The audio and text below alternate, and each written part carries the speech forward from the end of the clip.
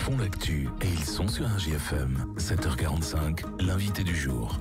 Il va y avoir des maillots de l'entente Ouestalie Athlétisme ce week-end au championnat de France de cross. Ce sera Chaland en Vendée, le club qui, l'entente des clubs avec Montluçon Athlé, avec Cône, avec Commentry, a réussi à qualifier 13 filles et garçons pour ce rendez-vous national. C'est la preuve de la bonne santé de l'athlé en local. On en parle ce matin avec le président de Montluçon Athlétisme, Denis Geffroy. Bonjour. Oui, bonjour Damien, bonjour Laurent, bonjour les auditeurs. Merci d'être avec nous ce matin. Gaël Geffroy est également avec nous. Bonjour Gaël. Bonjour Damien. Et merci d'être avec nous. Et puis Guillaume Lorton. Bonjour Guillaume.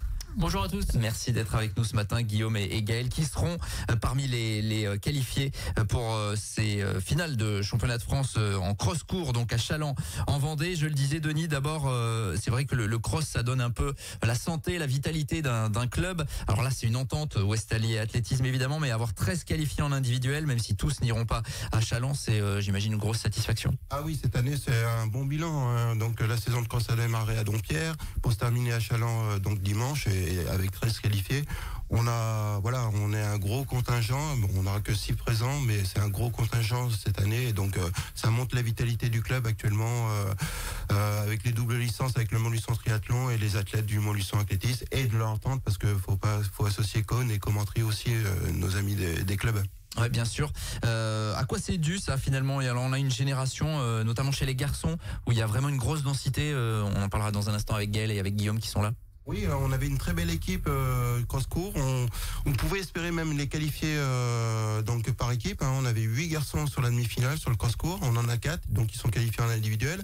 Après, chez les filles, cette année, c'est un petit peu plus compliqué, mais Fleur a fait des belles courses. Chez les Masters, Karine Falgon et donc Marie-Julie Rabé, les 2 grosses surprises. Elles n'avaient pas planifié leur week-end pour venir. Elles se sont qualifiées. Bon, voilà. Après, on a quelques petits jeunes qui arrivent, qui poussent derrière aussi. Donc, ça montre la bonne santé du cross à Montluçon Athlétisme et à l'entente. Effectivement, parce qu'on a parlé des seniors, y compris ceux qui sont en master notamment, mais il y a aussi des juniors, filles, garçons, des cadets, des cadettes qui sont qualifiés. Et ça montre qu'il y a une relève derrière. Voilà, avec la petite Romane en cadette qui nous fait des podiums et voilà, un top 10. Zoé, pareil, elle n'est pas prévue, elle est au ski, elle peut pas revenir. Zoé Collet. Bon, voilà, Alexandre Fontenot aussi, un junior du Montluçon Triathlon, super aussi avec qui a pu faire. Et chez les Masters, Manu Guillotto et Olivier Deveau qui ont tiré une qualification, mais on n'aura que Manuel Guillotto donc dimanche matin. On suivra ça bien évidemment. Je vais me tourner peut-être vers Guillaume Lorton qui sera donc qualifié en cross-court 9e sur les championnats Auvergne-Rhône-Alpes. C'était à Yzeure il y a quelques temps. Guillaume, qu'est-ce que tu vis sur une course comme ça? Il faut quand même s'imaginer que le cross-court championnat de France, que la France a un super niveau en ce moment en cross, notamment chez les garçons, que ça va aller très vite. Oui, exactement. Tu as raison. Le cross chez les hommes est super relevé. Les championnats de France de cross, c'est vraiment une compétition spéciale avec un départ en fanfare où c'est un petit peu la guerre. Donc, faut vraiment gérer son départ. L'an passé, donc j'ai fait 66e au scratch. Donc cette année, l'objectif c'est de m'approcher du top 50. Alors qu'on parle bien aux auditeurs, sur combien de participants? On est autour des 350 coureurs. Ça vous donne un peu le niveau. Quand tu dis c'est la guerre au départ, explique aux gens qui ne voient pas d'image de cross ce que ça veut dire la guerre au départ. Alors le départ, là cette année c'est une grande ligne droite de 400 mètres.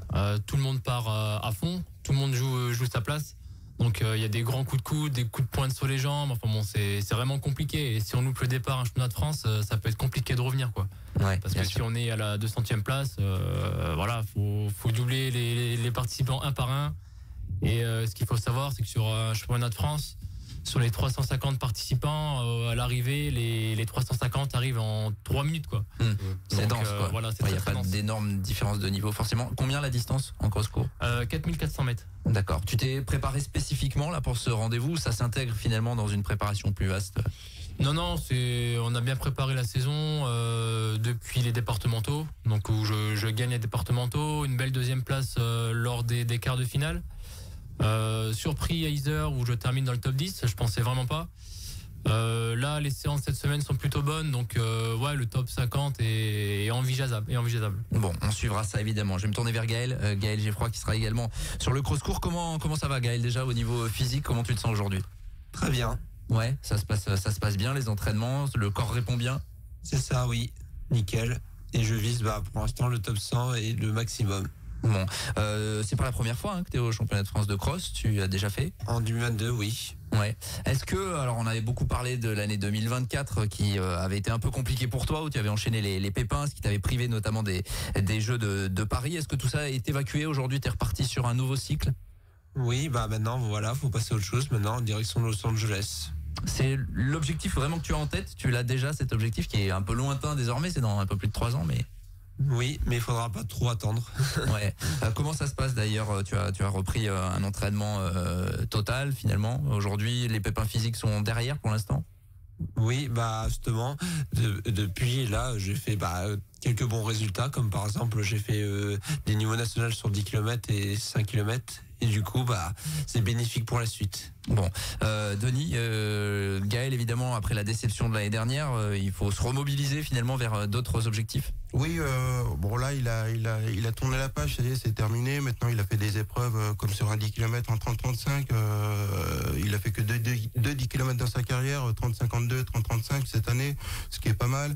Là, il avait fait les minima pour Gênes, pour les championnats d'Europe, mais donc en accord avec son staff, il n'ira pas. Son petit frère va y aller, il a fait les minima le week-end dernier. Là, il va faire un 3000 en salle en Finlande, avec des grands espoirs de médailles d'or et de chrono en plus pour soigner la manière. Au mois de septembre, ils lui ont proposé de faire les championnats du monde en Australie et en Inde, de doubler. Donc il y a une confiance de la fédération derrière. Voilà, le championnat du monde Virtus en Australie et WPA en Inde. Mais bon, voilà, en accord, en local avec son staff, son coach, Joël Gerbier, il n'ira qu'en Inde, Gaël. Donc voilà, il y a une confiance qui est derrière la fédération. Lui a marqué cette confiance-là. Et Gaël est reparti sur une nouvelle base, une nouvelle voie. Et maintenant, c'est à lui de faire le travail avec Guillaume, Clément, ses partenaires d'entraînement pour l'aider. Oui, Gaël, c'est important d'avoir cette confiance où tu sens que tu es soutenu par le club, la fédération? Totalement, oui, puisque évidemment le soutien est très important pour tout, que ce soit pour les entraînements et même aussi pour le mental. Oui, bien sûr. Guillaume, vous faites des entraînements partagés parfois? Il y a une vraie dynamique et tout le monde se tire vers le haut finalement dans ce club? Oui, maintenant ça fait plusieurs années qu'on essaie de se retrouver avec Gaël. Allez, on essaye une fois par semaine. Là, c'est davantage plus facile puisque maintenant on a un coach en commun. Donc puis on a à peu près le même niveau. Donc c'est vrai que quand on est deux avec quelqu'un en vélo pour les entraînements, c'est beaucoup plus facile. Donc beaucoup plus facile, je sais pas si c'est le mot, mais c'est moins dur en tout cas. Oui, parce que j'imagine que d'ailleurs on va en parler un peu, les séances d'entraînement notamment là pour préparer ces échéances et le cross-court, où c'est des efforts qui sont assez brefs et intenses en fait. Vous cumulez pas forcément énormément de kilomètres, alors énormément au regard des trailers par exemple, mais ça doit être hyper intense. Ouais, comment on travaille en fait? C'est vrai qu'une semaine type, on est autour des 90-95 km Quand je par disais semaine. c'est pas beaucoup, c'est quand même pas mal. Et après, à côté de ça, oui, il y a beaucoup de séances. Alors, pas de vitesse, que la vitesse c'est plus sur la saison de piste où on prépare le 1500. Mais là, c'est plus du fartlek ou des efforts sur 2, 3, voire 5 minutes à plus de 20 à l'heure. Donc, c'est plutôt rapide, mais sur une durée assez longue quand même. Bon, on suivra évidemment ces championnats de France ce week-end du côté de Challans. Les autres échéances, donc, Denis, vous l'avez dit également avec Théo, le petit frère qui également fait des performances et qui fera les championnats d'Europe Virtus. Et puis d'une manière générale, le club vit bien. On parlait cette semaine avec Montluçon Natation qui n'avait pas eu forcément d'effet JO, avec même une très légère érosion de son nombre de licenciés. Vous, au contraire, c'est courbe ascendante. Ah oui, tout à fait. Là, on est l'an dernier 174 licenciés. Là, on a 254 cette année. On a redynamisé les jeunes. On passe de 18 jeunes, donc des enfants de 3 ans à 12 ans. Du moins, on a créé les 3 ans, 6 ans, plus les 6-12 ans. On passe de 18 jeunes à 63 jeunes. Ah, c'est énorme. Donc, au niveau de l'encadrement, voilà, on a réussi à redynamiser cette partie-là. Bon, avec le nouveau stade qui va arriver, il va falloir qu'on dynamise, qu'on crée, qu'on redécouvre l'athlétisme pur, qu'on ne pratique plus réellement sur Montluçon, comme le sprint, les lancers. Voilà, on a un gros travail devant nous avec l'arrivée du futur stade. Oui, alors ça, évidemment, c'est l'échéance à venir. On sait que les travaux vont démarrer là dans le courant de l'année. Ça va modifier la donne. Vous le réclamez, vos prédécesseurs l'ont réclamé aussi, cette piste et puis ces infrastructures de qualité. Il va falloir aussi s'adapter finalement pour prendre en main tout ça. Voilà, c'est une grosse remise en question. Il n'y a plus de compétition à Montluçon d'athlétisme depuis 2016. Donc tout ça, va falloir qu'on redécouvre, comme je disais, qu'on retravaille ça. Le running, on sait le faire, comme le disent des Ducs au mois d'octobre, mais le reste, non, voilà.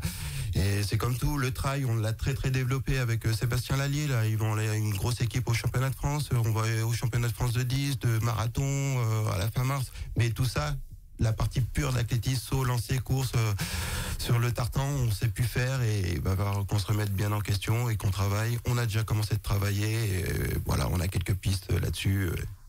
Gaël, tu veux pas te mettre au lancer du javelot? C'est pas prévu dans l'immédiat. Et Guillaume, le lancer de marteau non plus? Non, je vais rester à la course à pied. Bon, on suivra ça évidemment. On vous souhaite le meilleur évidemment avec ces championnats de France donc de cross à Challans en Vendée. Il y avait 13 qualifiés, ils seront à peu près la moitié à y aller sur place. On suivra notamment Gaël et Guillaume. On vous remercie tous les deux d'être venus ce matin. Top 50 et top 100 qui sont visés pour vous. Et puis merci Denis Geffroy d'être passé à notre micro très rapidement. Le samedi, on a les Masters qui seront engagés avec Thierry Roussel, Karine Falgon, Jean-Pierre Duverger qui nous revient sur le cross et Pascal Suarez aussi qui devrait tenter d'être présent, le critérium des Masters 3. Et Guillaume était présent en 2006, Manuel Guillotto et notre... j'ai perdu son nom, notre Gilou, voilà, donc Marquette, et qui était présent en 2006 sur le Challans au précédent France de Cross. Voilà, et c'est glissé évidemment et on salue les anciens, ce qui n'a rien de péjoratif évidemment, mais qui sont toujours là et qui porteront le maillot avec fierté ce week-end. Il y a une grosse délégation qui s'en va donc en Vendée. Merci à tous les trois d'être passés à notre micro. On vous souhaite le meilleur évidemment pour ce week-end et pour la suite. On va suivre tout ça. 7h56 sur RJFM, on revient dans quelques minutes.